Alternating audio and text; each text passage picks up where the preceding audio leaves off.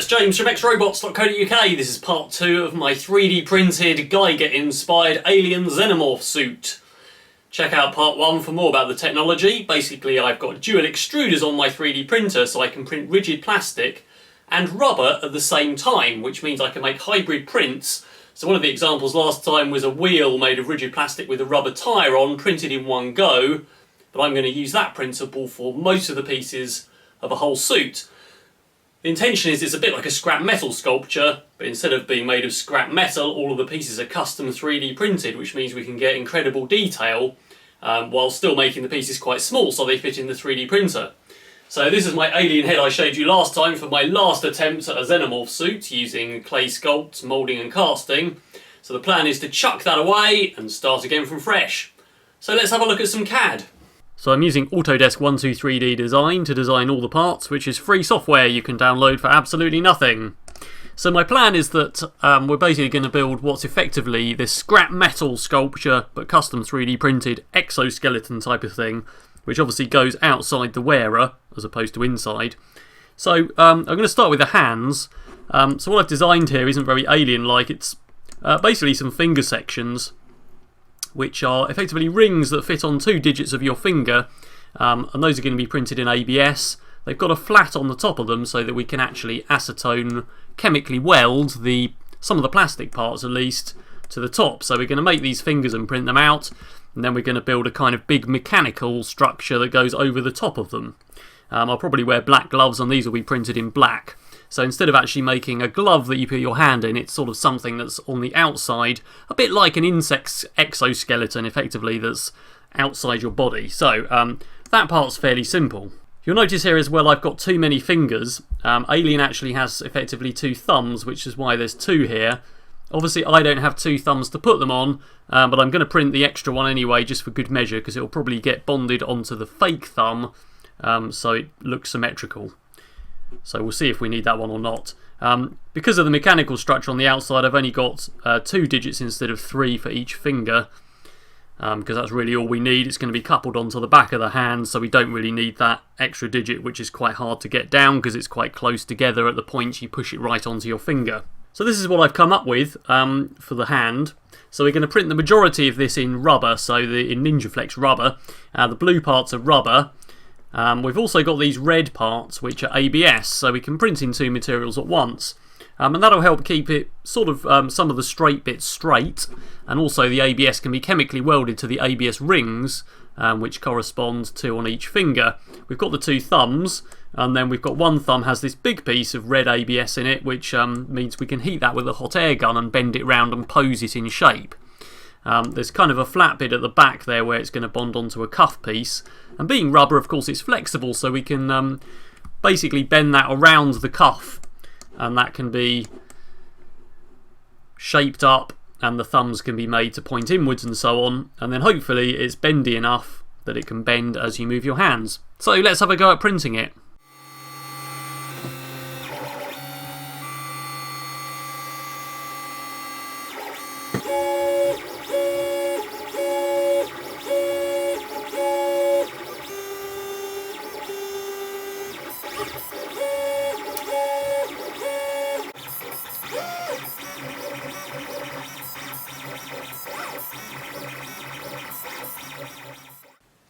Okay, so I stopped the print once I had a fair idea of what was going on. So the rigid and hybrid rigid and rubber parts have worked, so that's bendy and that's not, because it's got that bit of ABS in there. So that kind of would have worked okay. But basically, this isn't really a scary alien hand. Obviously the rest of the detail may have helped slightly, but it's only marginally bigger than my hand. Maybe it's good for a child's costume, but you know, I think that if we're trying to build this kind of steampunk scrap metal, you know, it's an alien xenomorph that wants to kill you, and it's you know 10 feet tall, I don't think this is its hand. So I've kind of lost sight of what I wanted to do in the first place, of building this gigantic scrap metal looking thing, and I don't know what I've made. So anyway, that's the beauty of 3D printing though, because we can, as soon as we see something in real life, if we don't like it, we can chuck it away and we can start again. So here's my version 2 attempt. So I've decided what I'm going to do is print the fingers individually and actually have them as separate prints. And then we've got this part here which attaches it to the cuff or the back of the hand. So I've made this look a bit more like it's made of bits of scrap metal, I don't know, bits of pinball machines, bearings, that sort of thing. Obviously this is quite a good design to do in Autodesk 123D because it's very good for doing primitives, so doing cylinders and doing square shapes. It's not very good for sort of organic sculpting. That was relatively easy to draw, of course. We've got the kind of features that Alien has on its fingers and some other scrap metal-y looking parts.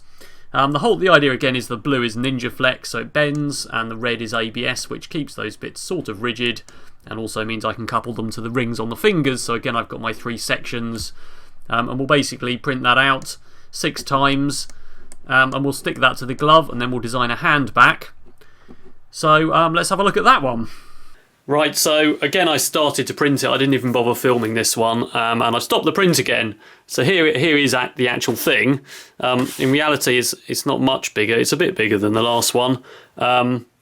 It kind of would have fitted my hand okay, so you can see where the joints are. But I'm feeling it's a bit spindly. It was obviously going to be wider than this, about 15mm wide. But I wasn't really sure where it bends, if it's going to kind of bend sideways. So it's still not really big enough, and it doesn't feel bulky enough, and it doesn't really feel like this big terrifying alien still. So basically we're going on to version 3.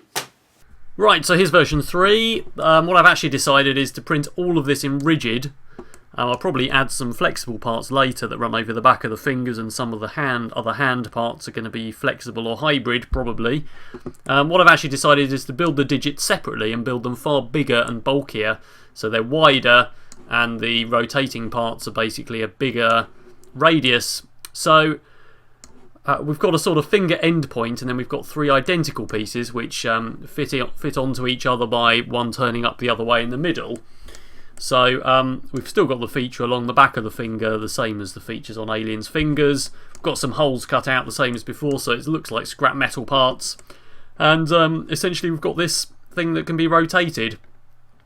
So each joint can either be done up tight with a bolt so that it doesn't rotate, or it can be flexible depending on how far it sticks over the end of my finger. And hopefully for the thumb we'll just drop one of the digits off and move it back slightly. So we just need to print this out a few times.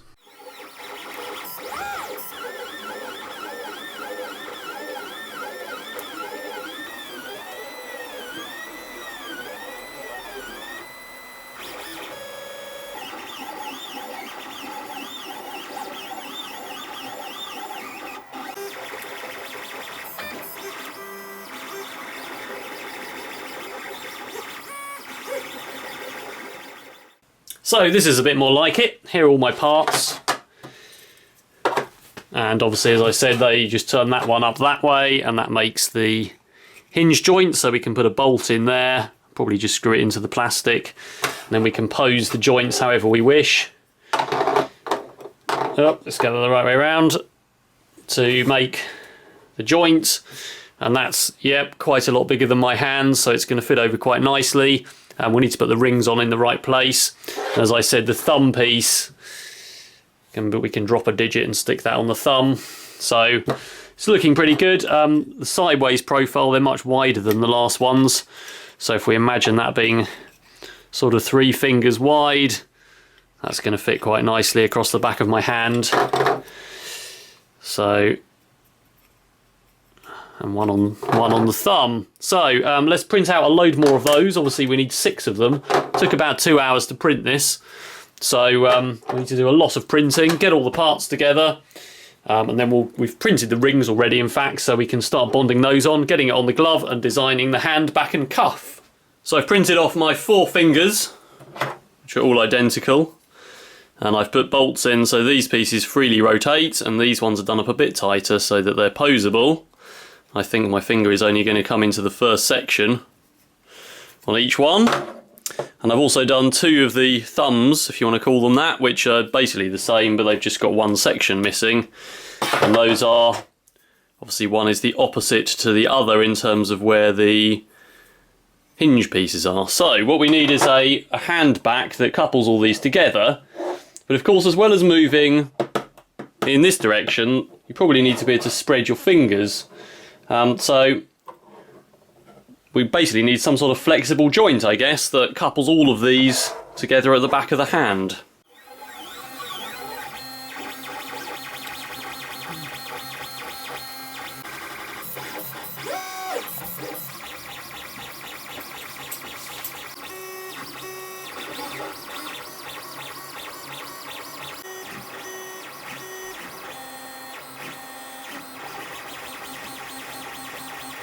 So this is what I'm printing. This piece is going to be printed in NinjaFlex rubber on my second extruder on my Lulzbot TAZ.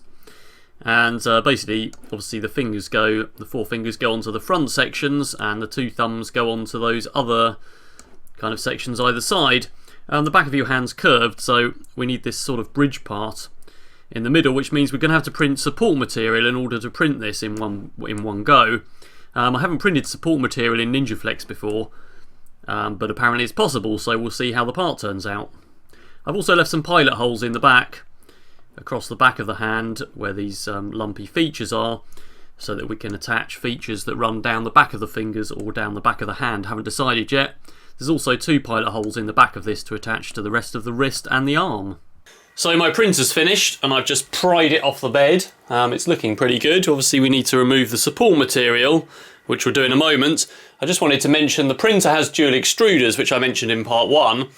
These are experimental dual extruders. One is a flex extruder, which is for printing NinjaFlex, and the rear one is a standard Greg's Wade extruder for printing rigid material. On the right hand side I've got 2 spools here. So this is a Lulzbot TAZ 3. The TAZ 4 is now out, and as far as I can tell from the pictures, it's got an extra connector on top of the electronics box for easily installing the dual extruder option, which is going to be an official product in June 2014 as I understand it. This is called a Flexi Duali because it has 2 extruders, although it is experimental, but it is open source. So if you go to devel.lulzbots.com, you can download all the STLs and the firmware for a TAZ 3 so that you can install dual extruders and print in 2 materials at once, or one or the other. So let's have a closer look. Yeah, so we've got that bit of support material to remove. I've used one interface layer, which makes a weaker layer between the main print and the support material. So generally in plastic it's easy to snap out. Obviously rubber doesn't really snap. So we're going to have to use a sharp knife, I think, to kind of trim down there and start peeling that away. So wherever there's a hole, Slicer puts this stilt thing on the outside, which is quite good because it gives you something to pull the middle of the hole out. NinjaFlex is incredibly tough stuff, so it's going to be slightly challenging, but we need to have a go. So that's all of the support material gone. Obviously that was on the bottom anyway, so now it fits on the back of my hand quite nicely. And so we just need to attach the fingers, which go through the same way with bolts. Obviously this is bendy, which means that we can just bend these apart as we put each finger on, so that we can get the bolts in. So let's put that together, and then we'll think about going back to get the rings that I showed you at the beginning and mounting it all on the glove. So that's the majority of it together. Obviously what we can do now is spread the fingers where these pieces are flexible because they're rubber. So this is for the left hand, sorry, for the right hand. So the right hand thumb is screwed on tight and the left hand one is free to move. So, you know, that thumb is going to be quite okay. So when it's on my hand, I'll be able to attach all the joints and move them around. So I've got the rings that I printed at the start, which attach to each digit. I'm not sure if I need all of them or just the fingertips. And I've got a pair of black gloves, which are just these white cotton gloves, which are the sort of thing, I think they're a racing accessory. So we just need to stick those rings on in the appropriate place, see what it looks like. So the rigid parts are printed in ABS plastic, and that dissolves in acetone. So I've got a small pot of acetone here. You can also dissolve ABS in acetone to make a sort of ABS glue, but I'm just going to use acetone because I've already made flat surfaces on here and flat surfaces on the bottom. So I can just basically acetone weld these rings on in the appropriate place to match the position of my fingers, which are of course different lengths. And these rings are different sizes to match my fingers, so I need to be quite careful that I get them in the right place.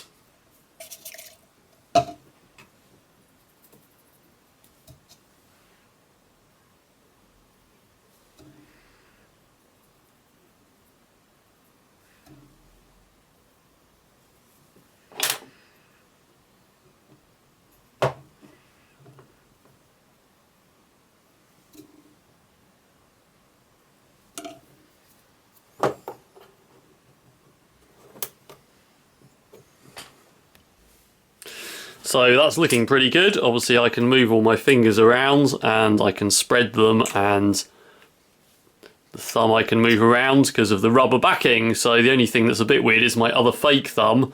So depending on the angle of this hand back is going to depend where that points. But I just need to make sure that's coupled on the mounting points to the arm piece when I do it. So pretty happy with that on the whole. I think this is definitely a steampunk scrap metal inspired alien hand. And going back to the beginning, this is not.